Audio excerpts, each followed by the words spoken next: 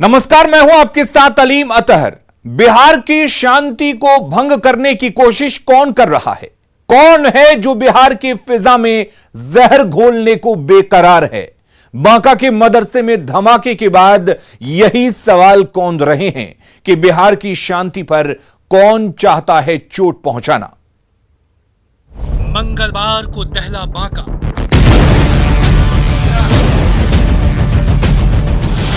मदरसे में जोरदार धमाका।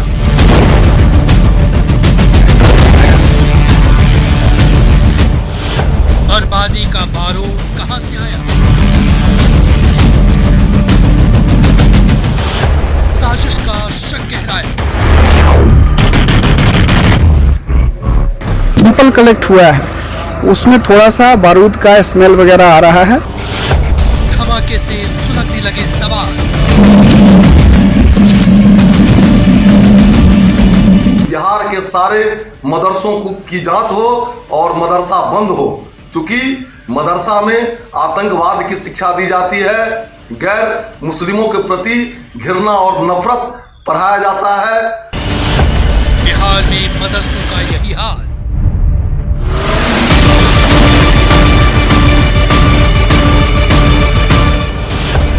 मदरसे की ओर शांति। मदरसे में ब्लास्ट के 29 घंटे बीत चुके हैं। आज ग्राउंड जीरो पर जब हमारी टीम पहुंची तो भागलपुर रेंज के डीआईजी भी मौके पर जांच के लिए पहुंचे थे। संवाददाता अमित कुमार की ग्राउंड जीरो से यह रिपोर्ट देखिए। बांका जिले के नटोरिया गांव में जिस मदरसे में ब्लास्ट हुआ वहां मैं मौजूद हूं और आपको दिखाना चाहूँगा। ये देखिए, ये स्पॉट है, यहीं पे जो है ब्लास्ट हुआ और जो जानकारी दी गई है, जो बातें कही जा रही है अब तक के अनुसंधान में, कहा तो ये जा रहा है कि विस्फोट जो है वो बाहर से बम फेंकने के कारण हुआ है, लेकिन जो वस्तुस्थिति है उसे देख करके समझा जा सकता है कि ये जो विस्फोट हुआ है वो इस मदरसे के अंदर में रखे हुए बम के कारण ही हुआ। ब्लास्ट जब हुआ तो उसके कारण ही हुआ है। और चूँकि आप देख सकते हैं कि यहाँ पे जो ये मदरसा था वो पूरी तरह से नस्तानबूत हो गया। कहा यह गया महिलाओं के द्वारा कि गैस सिलेंडर जो है वो ब्लास्ट हुआ था, जिसके कारण से ये मदरसा गिरा। लेकिन तस्वीर देख सकते हैं कि जो गैस सिलेंडर है वो सुरक्षित है। उसके अलावा बाकी चीज़ों को देख लीजिए तो पूरा बिल्डिंग जो है, पूरा जो ये मदरसा भवन जो था वो गिर गया, नस्तानबूत हो गया है। और अब यहाँ पे जो है उच्च स्तरीय अधिकारी भी पहुँचे हैं। यहाँ के जो डीआईजी हैं वो पहुँचे हुए हैं। उनके एफएसएल की टीम ने यहाँ पर कल बहुत समय अपना अनुसंधान किया है और उन्होंने यहाँ से सैंपल्स कलेक्ट किए हैं और उनके द्वारा जो भी फाइंडिंग्स आएंगे उसमें समय लगेगा। जो एक व्यक्ति की मृत्यु कल हुई है उनके बारे में भी और हम लोग डिटेल्स जानकारी ले रहे हैं। उनका पोस्टमार्टम रिपोर्ट इत्यादि आ गया है। तो इन चीज़ों को सबको देखकर हम लोग कल महिलाएं वगैरह भी थी यहाँ पर और नहीं, आज तो कोई भी नहीं है, कल थी। हाँ, तो अभी सभी पहलुओं पर जा, जैसा मैंने कहा कि सभी चीज़ देखना होगा कि क्या कारण है कि लोग नहीं हैं या हैं तो कम संख्या में हैं, कौन लोग नहीं हैं। तो ये डीआईजी हैं सुजीत, जो सीधे तौर पे बता रहे हैं कि जांच की जा रही है, अनुसंधान के बाद ही जो है तस्वीर साफ होगी। लेकिन फिलहाल इन्होंने एक आशंका, बड़ी आशंका जरूर व्यक्त की है कि इसके पीछे कई कारण हो सकते हैं। विस्फोट के जो कारण, जैसा कि बताया गया था महिलाओं की तरफ से कि जो सिलेंडर ब्लास्ट होने का कारण है, तो उससे फिलहाल इन्होंने इनकार भी किया है। और इनका कहना है कि जब जांच होगी, अनुसंधान जब पूरा हो जाएगा तो उसके बाद ही बातें सामने आएगी। जो भी तथ्य आएंगे उनके आधार पर कार्रवाई की जाएगी। बांका से कैमरा पर्सन अजय दुबे और सहयोगी नागेंद्र के साथ अमित कुमार, न्यूज़ 18 बांका। और बांका के मदरसा में विस्फोट मामले पर बिस्फी से बीजेपी विधायक हरिभूषण ठाकुर बचौल ने बड़ा आरोप लगाया है। बचौल ने कहा है कि मदरसे में सिर्फ धार्मिक और आतंकवाद की शिक्षा दी जाती है और यह विस्फोट इस बात को साफ कर रहा है कि मदरसे में आतंकी गतिविधियां चल रही थी।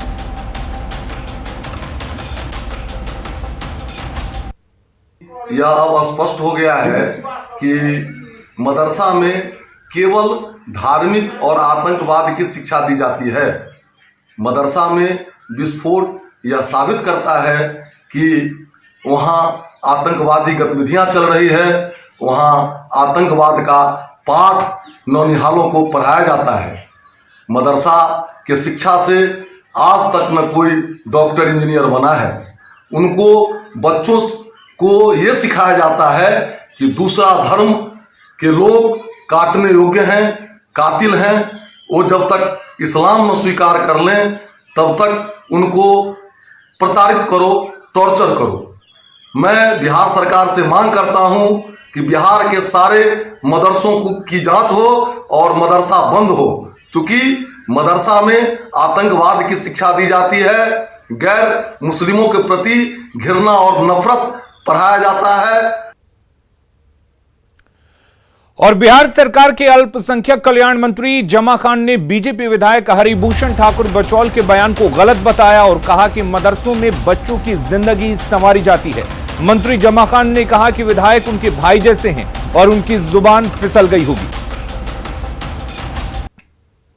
उन्होंने ये भी मांग किया है कि बिहार में जितने भी मदरसे और मस्जिद हैं उनकी जांच होनी चाहिए। जांच का विषय है, जांच मंदिर मस्जिद करे वो अलग बात है, लेकिन इसी में मैं चैलेंज करूंगा, ऐसी कोई बात नहीं। जो उनके अंदर दिमाग में है या कोई गलत मैसेज डाल दिया है, ये सब अफवाह है, ऐसा कुछ नहीं है। मदरसा जांच करें, मस्जिद जांच करें, मंदिर जांच करें, लेकिन जो धर्म स्थली है वो अलग बात है। ये यहाँ पढ़ाई होती है, मदरसा जो है पढ़ाई के लिए, पढ़ने के बाद बच्चे वहाँ संवरता है, उसे निखार आती है। और देश के अंदर जहां भी मदरसा है, मैं इस बात को चैलेंज करता हूं, उस मदरसा ऐसा कुछ नहीं होता है। कुछ अपवाद जगह हुआ है तो अलग बात है, मैं ही गलत आदमी कहीं घुस गया, कोई नहीं जानकारी हुई, वो अलग बात है, लेकिन जान से कोई वहां नहीं रखता है, जान से ऐसा कोई पैदा हुआ नहीं होता है। इस बात को मैं चैलेंज करता हूँ। लेकिन इस तरह का बयान देने का मतलब आपको क्या लगता है, क्या माहौल खराब हो सकता है इस तरह का बयान से? नहीं, माहौल नहीं, सब समझ रहा है। उनकी वो भी एक भाई हैं, बोल दिए होंगे, कह दिए होंगे, ऐसा वो भी सोचेंगे, मंथन करेंगे, उनको लगेगा मैं गलत बोला हूँ। ऐसा कोई बात नहीं, भाई है, कोई बड़ा भाई छोटा भाई कहीं गलत से ही हो जाता है, उसको कहीं ना कहीं आदमी को भूलना पड़ेगा। कोई बात नहीं, भाई है, उसको फिर वो बात तो संभाल लेंगे, मैं जानता हूँ।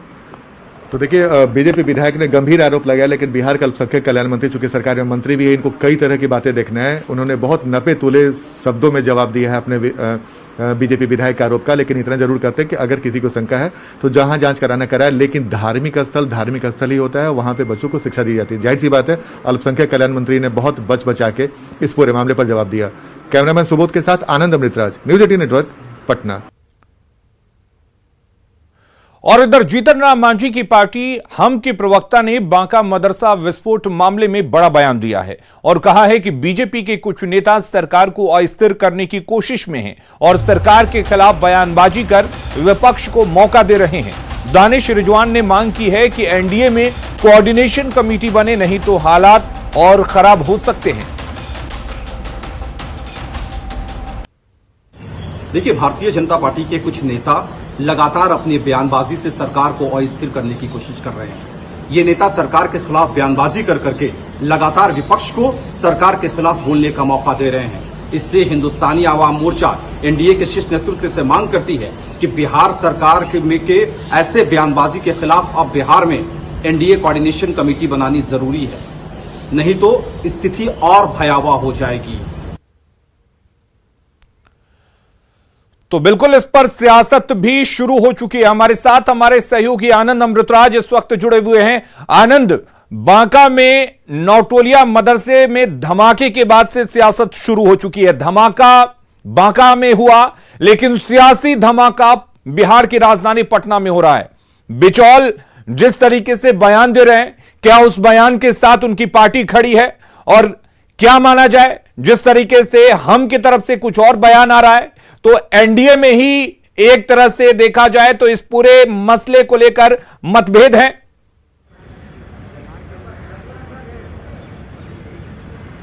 देखिए, आलिम निश्चित तौर पे और बांका में मदरसा में जिस तरीके से विस्फोट हुआ और विस्फोट के बाद उसकी सियासी गूंज बिहार में खासकर राजधानी पटना में सुनाई दे रही है, वो सुबह से लगातार सुनाई दे रही है। और सबसे पहले इसकी शुरुआत नितिन नवीन, जो बिहार सरकार में मंत्री है, उन्होंने कहा कि भाई आखिर विस्फोटक मदरसे में पहुंचा कैसे, इसकी जांच होनी चाहिए। कांग्रेस ने तुरंत पलटवार किया, प्रेमचंद मिश्रा ने पलटवार किया और कहा कि कांग्रेस के प्रदेश अध्यक्ष जो लगातार पिछले कुछ दिनों से दलित मुस्लिम की बात करके लगातार माहौल को गरमाने की कोशिश कर रहे हैं, और उसके बाद अचानक से एक मदरसे में विस्फोट होना, ये क्या संकेत करता है? बिहार के माहौल को खराब करने की कोशिश की जा रही है। तो जाहिर सी बात है, लगातार बयानों का दौर चलेगा। अभी ये बयानों के दौर और अभी तीखे होंगे, क्योंकि बीजेपी के विधायक ने बयान दिया कि मस्जिद और मदरसों की जांच होनी चाहिए। जेडीयू के में से खालिद अनवर, उन्होंने कहा कि ऐसे लोगों के बयान से उनके जो शीर्ष नेतृत्व है वो क्या इत्तेफाक रखते हैं, ये जानना बेहद जरूरी है। तो जाहिर सी बात है, बिहार में एनडीए की सरकार है, बीजेपी, जेडीयू, हम सारे लोग मिलकर यहाँ पे सरकार चला रहे हैं, और आपस में ही जिस तरीके से विस्फोट के बाद बयानबाजी का जो दौर चल रहा है वो अच्छे संकेत नहीं है।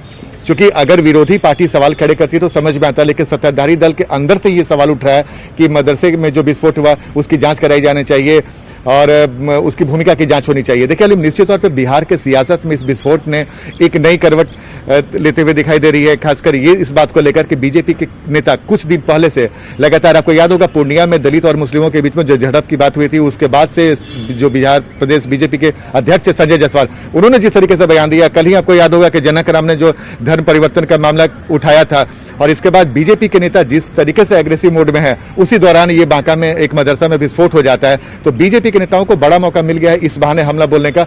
और बिहार में आपको याद भी होगा कि बीजेपी की सियासत ही रही है ऐसी, जब भी कोई ऐसा मामला होता है, और खासकर हरिभूषण ठाकुर बचौल जैसे नेता जो लगातार इस तरह का बयान देने के लिए जाने जाते हैं। अभी प्रतिक्रियाओं का दौर और भी आने वाला है, क्योंकि कई सारे एमआईएम के विधायक ने भी हमसे संपर्क साधा था, वो भी इस पर बयान देना चाहते हैं। तो फिलहाल सियासी हलचल बहुत तेज है, खासकर विस्फोट के बाद। विस्फोट क्यों हुआ, इसके पीछे वजह क्या थी, ये तो जांच के बाद ही पता चल पाएगी। लेकिन मदरसे में विस्फोट के बाद जिस तरीके से बीजेपी नेताओं के बयान आने लगे हैं, वो एक अलग ही संकेत देते हैं। और जेडीयू के नेता फिलहाल इस पूरे मामले पर बैकफुट की स्थिति में, फिलहाल बहुत कुछ बोलने की स्थिति में नहीं है।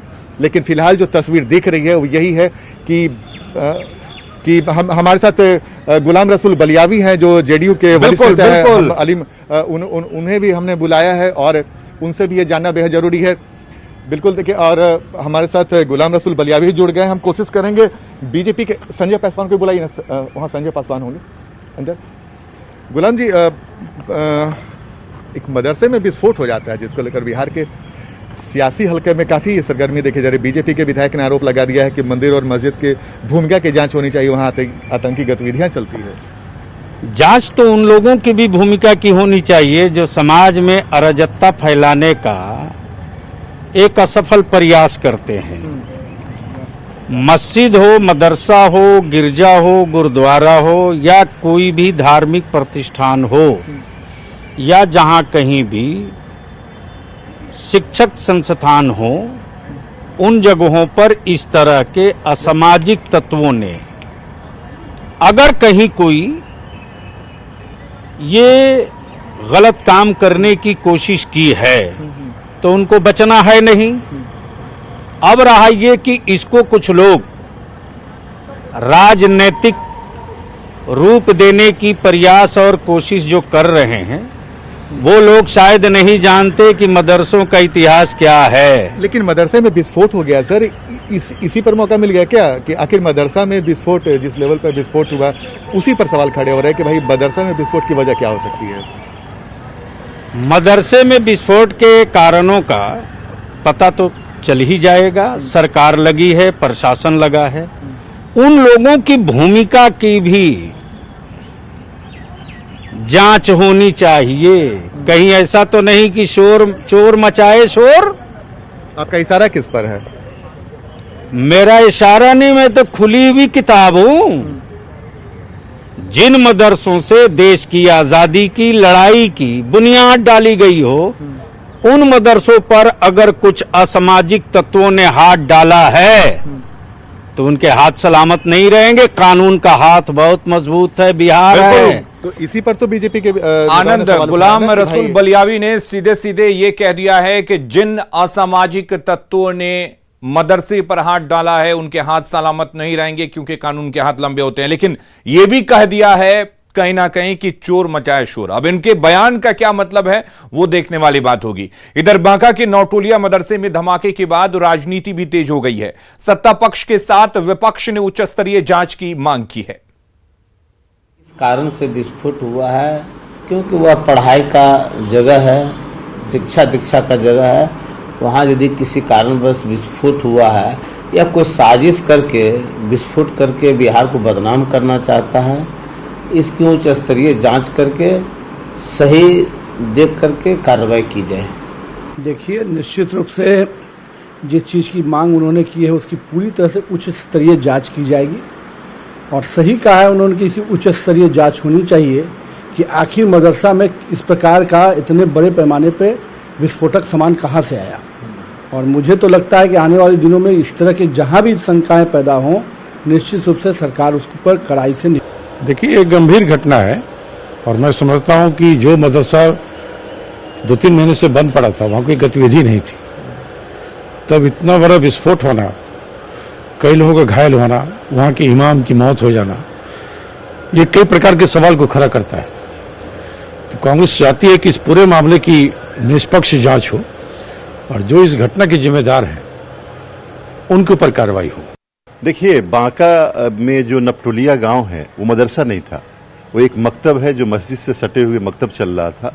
उसमें कल जो ब्लास्ट हुआ है वो बहुत दर्दनाक हादसा है और इसकी उच्च स्तरीय जांच होनी चाहिए, चूंकि मकतब में या मस्जिद में इस तरह की घटना इससे पहले कभी। नेटवर्क 18 फेडरल बैंक संजीवनी गाड़ी भारत के कोविड प्रभावित जिलों में जा रही है। वैक्सीन के लिए जागरूकता फैलाने की हमारी इस मुहिम को आप भी अपना सहयोग दीजिए। चलिए आपको दिखाते हैं संजीवनी गाड़ी अब तक कहां कहां गई और आज कहां है।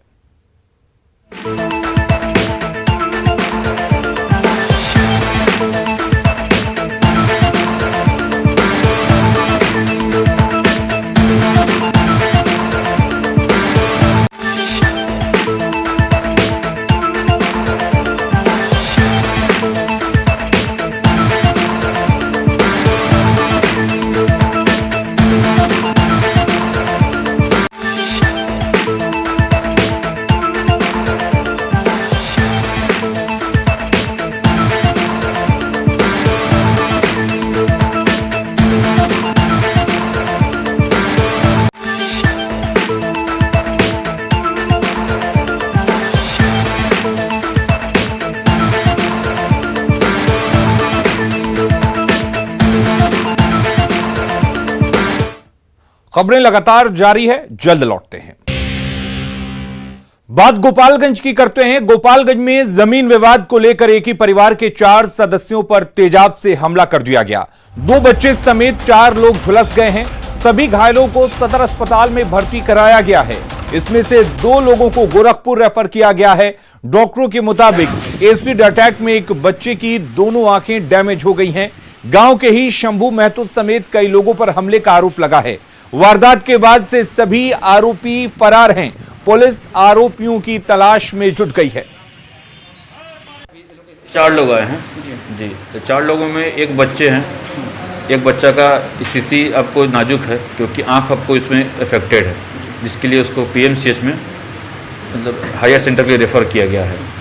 और आपको एक जो है उनके जो गार्जियन थे घर में, उनका भी आपको around 50% body surface area involve है, लेकिन उनको भी साथ में रेफ़र कर ही दिया गया है क्योंकि आपको बर्न में जरूरी बर्न के तुरंत बाद कुछ इन्फेक्शन से मरीजों को दिक्कत होती है, इसी के लिए प्रॉपर केयर हो पाए। और आपको एक और बच्चा है घर में जिसका ज़्यादा बर्न नहीं है, पार्सल से फेस चला। एक और उनके घर में थे जिनका बस एक साइड का बस हाथ था और कुछ नहीं था बस। गोपालगंज में जमीनी विवाद को लेकर एक ही परिवार के 4 लोगों पर तेजाब से हमला हुआ है। अभी हम सदर अस्पताल के इमरजेंसी वार्ड में हैं। आप देखेंगे कि बच्चा जो है जिसकी उम्र करीब 9 या 10 साल होगी, इस बच्चे के ऊपर भी तेजाब फेंका गया है। एक जेंट्स हैं, देखिए उनका अभी इलाज चल रहा है, उनके ऊपर तेजाब फेंका गया है। और इस तेजाब के हमले में 4 लोगों को जो है 4 लोग जख्मी हुए हैं गंभीर रूप से। इसमें 2 बच्चे शामिल हैं और 2 वयस्क हैं, जिसमें 2 लोगों की हालत गंभीर है, जिन्हें गोरखपुर के लिए रेफर कर दिया गया है। अभी एक और व्यक्ति हैं यहाँ पर, देखें इनकी हालत नाजुक है और इनका इलाज चल रहा है। यहाँ पर कुछ परिवार जो लोग हैं वो यहाँ मौजूद हैं। हम खुद इनसे जानने की कोशिश करते हैं कि आखिर ये क्या वजह है, कैसे हुआ था। आपका क्या नाम है आपका? श्री राम राय। तो श्री राम जी, ये घटना कहाँ पर है, कैसे हुआ है? अरे हमारा ज़मीन में वो जो है केला वाला रोप रहा था और हम रोकने गए, तो उसके बाद वो और उसका भाई और उसका मेहरारू लेकर मिलकर तेजाब फेंकना शुरू कर दिया। तो तेजाब किस चीज़ में लिए हुए थे वो लोग? दबा में लिया था। कितने में लिए थे? हाँ। तो कितने लोग जख्मी हुए तेजाब से? 4 आदमी। और क्या नाम है उन लोगों का जिन लोगों ने तेजाब फेंका है? उनका नाम है शंभू भगत, सुदामा भगत। उनका दोनों मेहरारू है और लड़का लोग है। तो दोनों सब फरार है अभी कि अभी सब? पता ना, हम तो हॉस्पिटल में हैं, पता ना कहाँ है कहाँ नहीं। तो ये श्री राम जी हैं और इनका जो है अभी स्थिति नाजुक है, इन्हें गोरखपुर के लिए रेफर किया जा रहा है। और इनका कहना है कि इनकी ज़मीन थी और इसी ज़मीन में इनके जो पड़ोसी जो कुछ लोग हैं वो कुछ पौधा लगाना चाह रहे थे और इसी को लेकर विवाद हुआ और इनके साथ जो है 4 लोगों पर तेजाब से हमला किया गया। तो तो अभी बहरहाल इनका इलाज चल रहा है और अभी पुलिस जो है फर्द बयान दर्ज करने के बाद मामले की छानबीन करेगी। तो अभी नगर थाना पुलिस ने मामला दर्ज नहीं किया है। मुकेश कुमार, न्यूज़ 18, गोपालगंज। और अब आपको दिखाते हैं एक गजराज का गुस्सा, जो गुस्से में हेलमेट को खा गया। आप अपनी टीवी स्क्रीन पर देखिए किस तरह गुस्से में गजराज बैरिकेडिंग की ओर आगे बढ़ते हुए आ रहे हैं। बैरिकेडिंग के पास एक मोटरसाइकिल खड़ी है और उसकी हैंडल पर एक हेलमेट रखा हुआ है। हाथी अपनी सूंड से हेलमेट को उठा लेता है और सीधे मुंह में डाल लेता है। हेलमेट को मुंह में डालने के बाद वो सीधे आगे बढ़ जाता है। आसपास के लोग उसे देखते हुए रह जाते हैं। गजराज के गुस्से की यह तस्वीर असम के गुवाहाटी के नरेंगी की है, जहां आर्मी कंपाउंड के पास हाथी अक्सर आते रहते हैं, लेकिन इस बार अकेले हाथी ने वहां कोई अफरा तफरी नहीं मचाई। वो चुपचाप आगे बढ़ गया।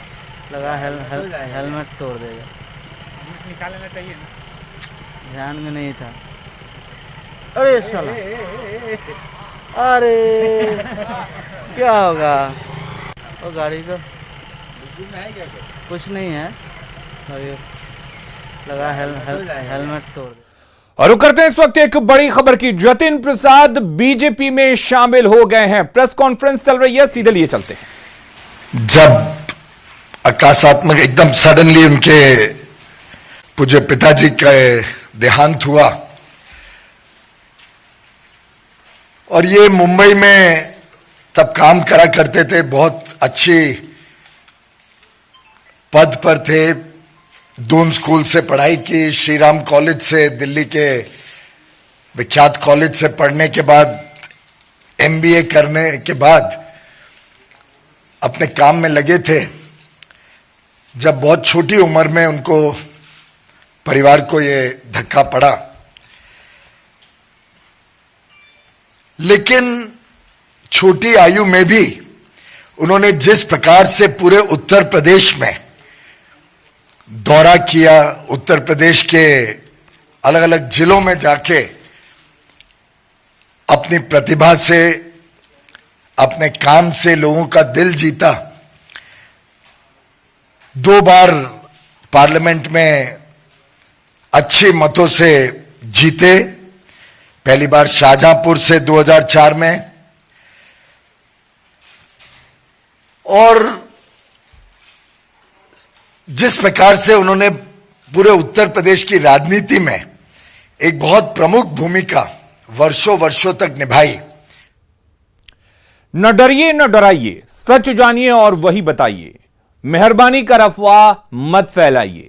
वैक्सीन ही है संजीवनी, इसे अपनाइए। और यही काम कर रहा है नेटवर्क 18, जो फेडरल बैंक के साथ मिलकर वैक्सीनेशन को लेकर जागरूकता अभियान चला रहा है, जिसका नाम है संजीवनी, ए शॉट ऑफ लाइफ। और काम है जागरूकता के जरिए कोरोना को मात देना।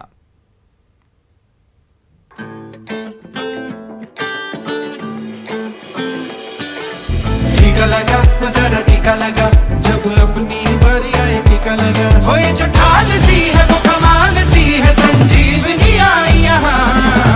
टीका लगा, जरा टीका लगा, जब अपनी बारी आए टीका लगा।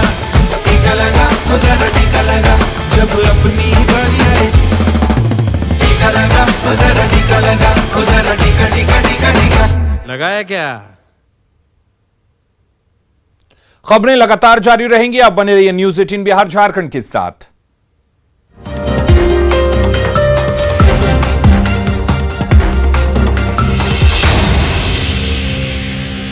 Headline presented by